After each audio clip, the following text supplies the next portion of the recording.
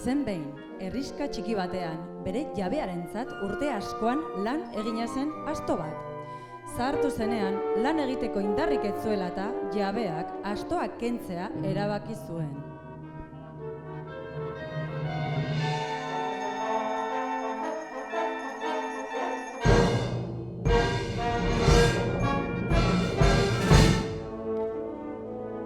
Astoak herriskatik ihes egin zuen eta Bremengo herrirantz jo zuen kaleko musikari bihurtzeko asmoz.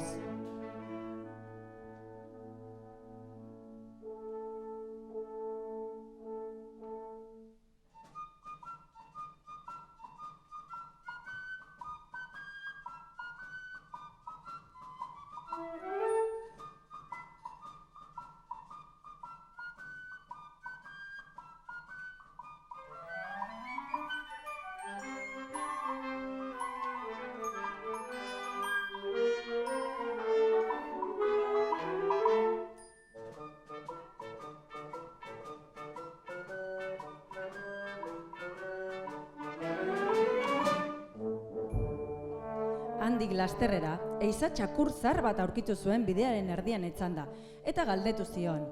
Zer gertatzen zaizu, eztai handi? Txakurrak erantzun zion. Zaharra naizenez, eta lehen bezala ehizean aritzerik ez dudanez. Jabeak hil egin nahi nau, beraz ihes egin dut, ez dakit zer egingo dudan.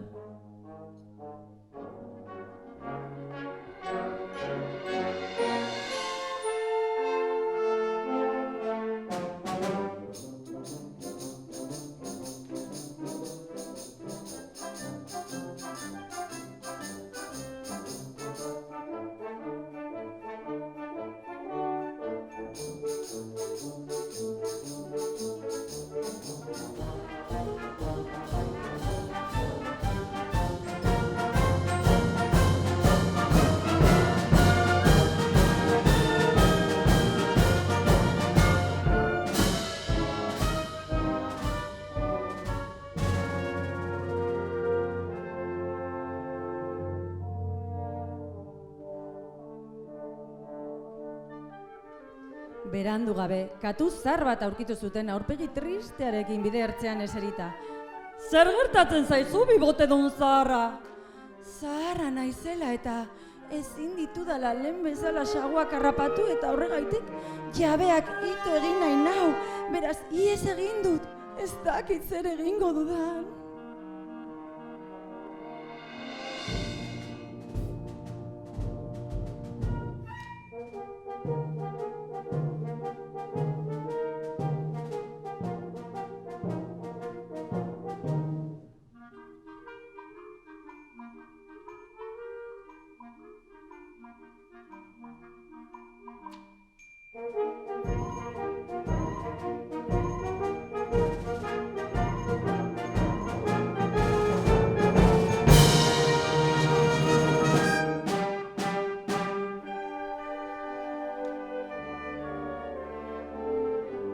Geroago, 3 iheslariak oilategi batera heldu ziren. Oilar batek kukurruku egiten zuen albetean.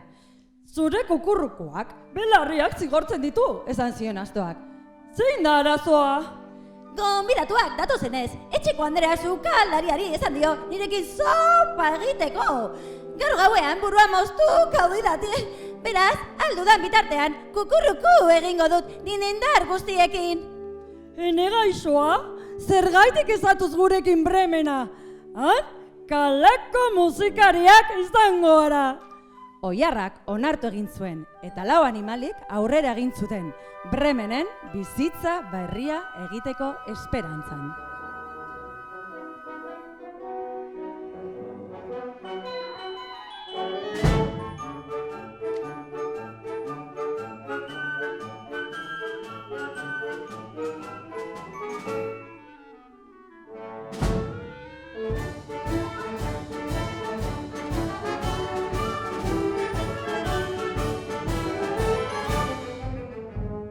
Ilunabarrean, animaliak baso batera iritsi ziren, eta gaua igaretzeko tokia bilatu zuten. Oiarrak hegan egin zuen zuhaitz baten gorenera, eta argia ikusi zuen urrutian. Laurek arantz jo zuten, babes eta janari bila. Iritsi zirenean, erabateko ustekabea izan zuten.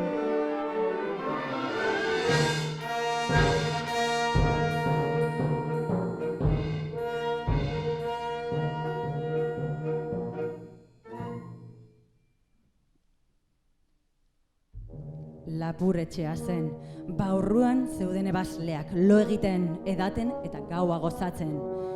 Janari hori guztia, guretzat izan liteke? Esan zuen oilarrak, lau animaliak eztabaidan aritu ziren lapurrak nola bota, eta plana egin zuten.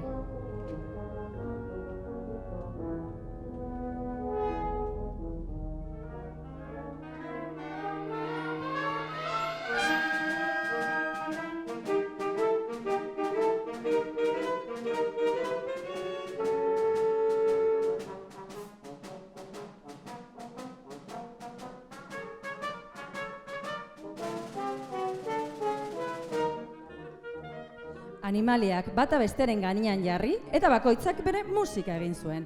Astoak arrantza, txakurrak zaunka, katuak miauka eta oilarrak kukurrukuka. Lapurrak ikaratu egin ziren eta lasterka alde egin zuten basorantz, zeharo beldurtuta. Animaliek mai gaineko janen ondarrak jan zituzten eta laster loak hartu zituen.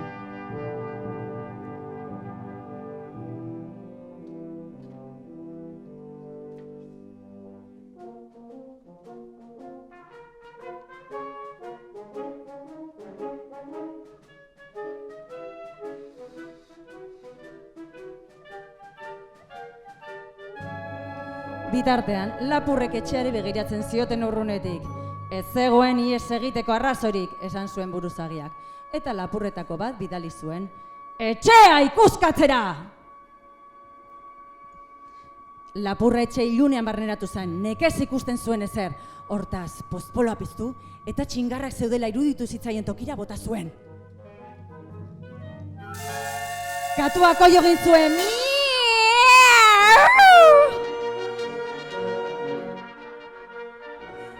Katu begiak ziren ez txingarrak. Beraz katuak lapurraren aurpegira jauz egin zuen eta bai eta urratuta atzamarkatu ere. Lapurra guztiz ikaratuta kanporatza bidatu zenean, txakurrak ozka egin zion hankan.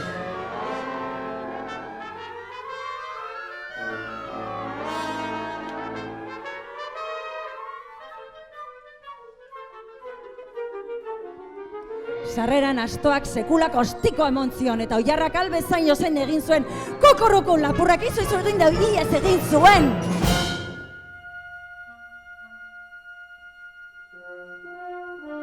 Alaxe, lapurrek amore eman zuten eta inoiz ez ziren berriz itzultzen saiatu. Bremengo lau musikariek hartu zuten etxea eta pozik bizi izan ziren betiko.